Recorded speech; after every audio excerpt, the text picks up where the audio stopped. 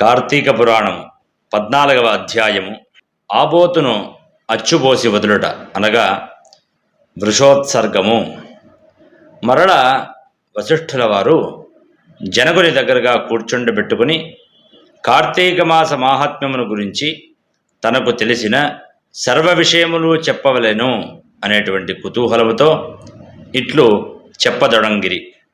ఓ రాజా, కార్తీక పౌర్ణమి రోజున పితృప్రీతిగా వృషోత్సర్జనము చేయుట, శివలింగ శాలిగ్రామములను దానము చేయుట, ఉసిరికాయలు దక్షిణతో దానము చేయుట మొదలగు పుణ్యకార్యముల వలన వెనుకటి జన్మయందు చేసినటువంటి సమస్త పాపములను నశింపచేసుకుందురు.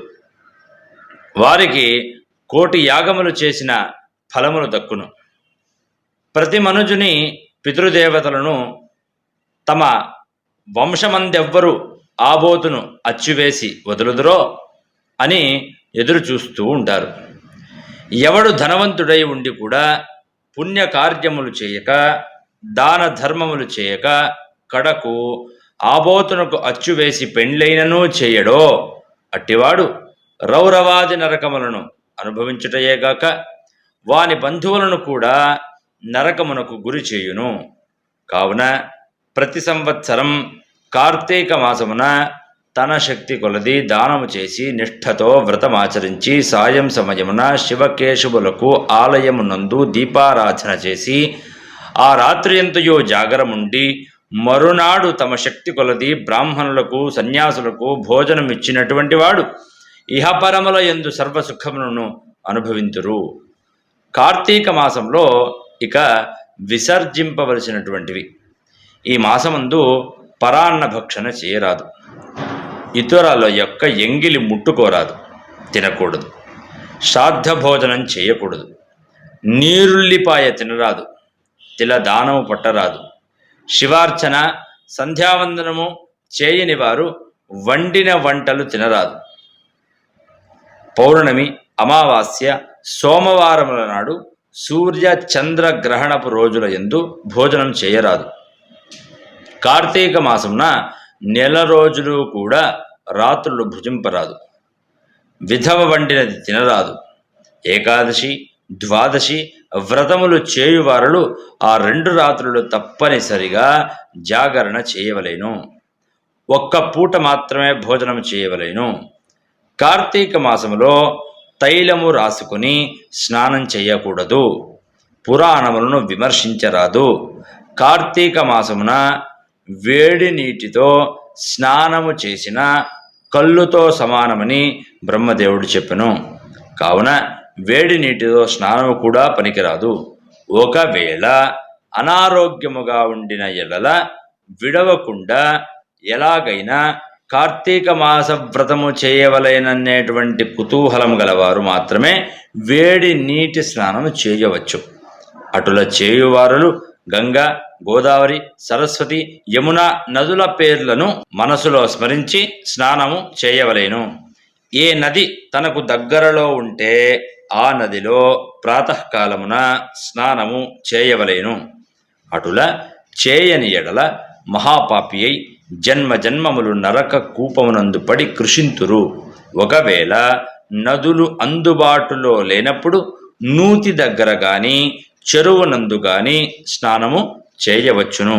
అప్పుడు ఈ శ్లోకమును చదివి మరి స్నానమును ఆచరింపవలేను. గంగే చ యమునే చైవ గోదావరి సరస్వతి నర్మదే సింధు కావేరి జలేస్మిన్ సన్నిధిం కురు అని పఠించుచు స్నానము చేయవలేను. కార్తీక మాస వ్రతము చేయువారు పగలు పురాణ పఠన శ్రవణం, హరికథా కాలక్షేపములతో కాలము గడుపవలేను. సాయంకాలమున సంధ్యావందనాది కృత్యములను ముగించి పూజామందిరమున ఉండేటువంటి శివునకు కల్పోక్తముగా ఈ విధముగా పూజింపవలేను. ఓం అథ కార్తీక మాస శివ పూజా కల్పము. ఓం శివాయ నమః. ధ్యానం సమర్పయామి. ఓం పరమేశ్వరాయ నమః. ఆవాహనం సమర్పయామి.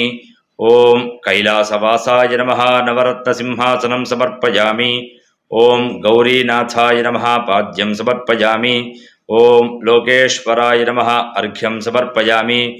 ఓం వృషభవాహనాయ నమః స్నానం సమర్పయామి. ఓం దిగంబరాయ నమః వస్త్రం సమర్పయామి. ఓం జగన్నాథాయ నమః యజ్ఞోపవీతం సమర్పయామి. ఓం కపాలధారిణే నమః గంధం సమర్పయామి. ఓం సంపూర్ణగుణాయ నమః పుష్పం సమర్పయామి. ఓం మహేశ్వరాయ నమః అక్షతాన్ సమర్పయామి. ఓం పార్వతీనాథాయ నమః ధూపం సమర్పయామి. ఓం తేజోరూపాయ నమః దీపం సమర్పయామి. ఓం లోకరక్షకాయ నమః నైవేద్యం సమర్పయామి. ఓం త్రిలోచనాయ నమః కర్పూరనీరాజనం సమర్పయామి. ఓం శంకరాయ నమః సువర్ణమంత్రపుష్పం సమర్పయామి. ఓం భవాయ నమః ప్రదక్షిణ నమస్కారాన్ సమర్పయామి. ఈ ప్రకారముగా కార్తీక మాసమంతయు పూజించవలెను. శివ సన్నిధిని దీపారాధన చేయవలెను. ఈ విధముగా శివ పూజ చేసిన ఎడల ధన్యుడగును. పూజానంతరం తన శక్తిని బట్టి బ్రాహ్మణులకు సమారాధన చేసి దక్షిణ తాంబూలాది సత్కారములతో సంతృప్తి పరచవలెను. ఇటుల చేసిన వారు 100 అశ్వమేధ యాగములు చేసిన ఫలితములు, 1000 వాజపేయ యాగములు చేసిన ఫలితములు కలుగుతాయి. ఈ కార్తీక మాసము నెల రోజులు బ్రాహ్మణ సమారాధన, శివకేశవుల సన్నిధిని నిత్య దీపారాధన, తులసి కోట వద్ద కర్పూర హారతులతో దీపారాధన చేసినడల వారికి, వారి వంశీయులకు, పితృదేవతలకు మోక్షము కలుగుతుంది. శక్తి కలిగియుండి కూడా ఈ వ్రతమును ఆచరించని వారు 100 జన్మలు నానా యోన్లయందు జన్మించి తర్వాత నక్క, కుక్క, పంది, పిల్లి, ఎలుక మొదలగు జన్మలను ఎత్తుదురు. ఈ వ్రతము శాస్త్రోక్తముగా ఆచరించిన ఎడల 15 జన్మల యొక్క పూర్వ జ్ఞానం కలుగుతుంది.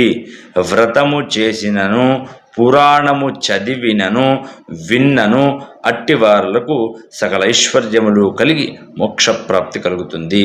చతుర్దశాధ్యాయము 14వ రోజు పారాయణము సమాప్తము. Thanks for watching. Please comment, like, share and subscribe our channel.